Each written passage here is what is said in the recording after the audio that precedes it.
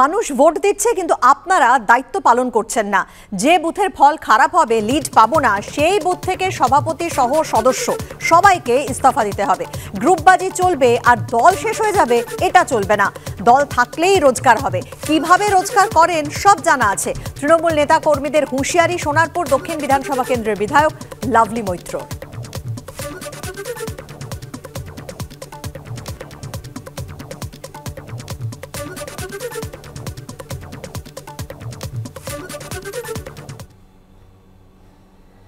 দল থাকলে রোজগার হবে। রোজগার কে কিভাবে কোথা থেকে করেন আমি সব জানি, আমার কাছে সব খবর আছে।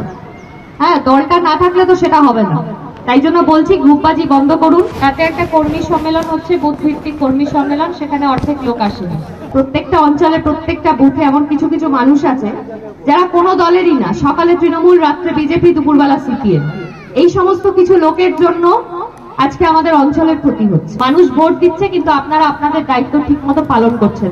একটা বুথ ভিত্তিক কর্মী সম্মেলন একটা ইলেকশনের আগে তার চেহারা এরকম হতে পারে না। এটা আপনাদের লজ্জা। প্রধান, উপপ্রধান এবং প্রত্যেকটা সদস্য, আমার মনে হয় আপনাদের সবার ছেড়ে দেওয়া উচিত। পার্লামেন্ট ইলেকশনে প্রত্যেকটা বুথ ভিত্তিক আমরা রেজাল্ট দেখবো। যেই বুথের রেজাল্ট দেখবো যে খারাপ আছে, যেই বুথের লিড হবে না, সেই বুথের বুথ সভাপতি এবং সদস্য তাদেরকে কিন্তু রিজাইন করাতে হবে। আমি নিজের দায়িত্ব নিয়ে বলছি, প্রধান থেকে শুরু করে সেই বুথের মেম্বার সবাইকে আমি রিজাইন করাবো। সত্যি কথা বলার জন্য ওনাকে ধন্যবাদ ও শুভেচ্ছা। মন্তব্য শ্রমিক ভট্টাচার্যের। মুখ্যমন্ত্রীর উচিত অবিলম্বে পদক্ষেপ নেওয়া। প্রতিক্রিয়া সুজন চক্রবর্তীর। ওনার উদ্বেগের কারণটা আমরা জানি, কারণ মূল লক্ষ্যটাই তো টাকা তোলা। যদি ঠিকঠাক সবাই কাজ না করে টাকাটা তোলা হবে না।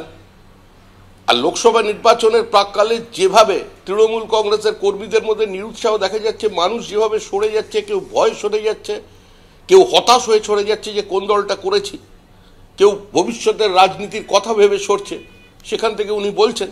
কিন্তু এই স্বচ্ছতা, সততার সঙ্গে তিনি দলের যে কর্মসূচি, দলের যে মূল লক্ষ্য টাকা তোলা, দল থাকলে টাকা আসবে, সেটা তিনি যে স্বীকার করেছেন, সহজ সরলভাবে বলেছেন, তার জন্য তাকে অনেক অনেক অভিনন্দন, শুভেচ্ছা থাকে। এমএলএ জানেন কে কত টাকা রোজগার করছেন এবং তিনি তাদের প্রশ্রয় দিচ্ছেন দল থাকলে রোজগার থাকবে। রোজগার যদি করতে চান দলে থাকুন, দল না রাখতে পারলে রোজগার থাকবে না। অর্থাৎ দল আর রোজগার দুটো সমান। তৃণমূল কেন করবেন?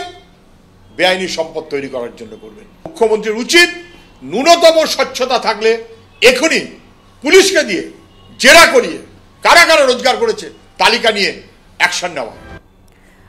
কয়েকদিন আগে আরেক তৃণমূল নেতা শওকত মোল্লা কি বলেছিলেন? লোকসভা ভোটে যে সমস্ত অঞ্চলে ভালো ফল করতে পারবে না দল, সেখানকার সভাপতি, প্রধান, উপপ্রধান, কর্মাধ্যক্ষ, বুথ সভাপতিদের নির্বাচনের পর সরিয়ে দেওয়া হবে। গত 14ই জানুয়ারি এমন হুঁশিয়ারি দিয়েছিলেন ক্যানিং পূর্বে তৃণমূল বিধায়ক ও ভাঙড়ের পর্যবেক্ষক শওকত মোল্লা।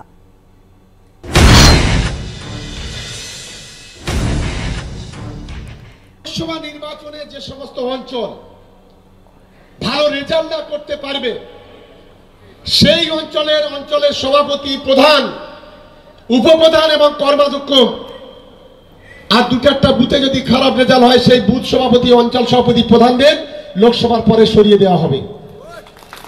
এটা একদম পরিষ্কার সিদ্ধান্ত এখানে।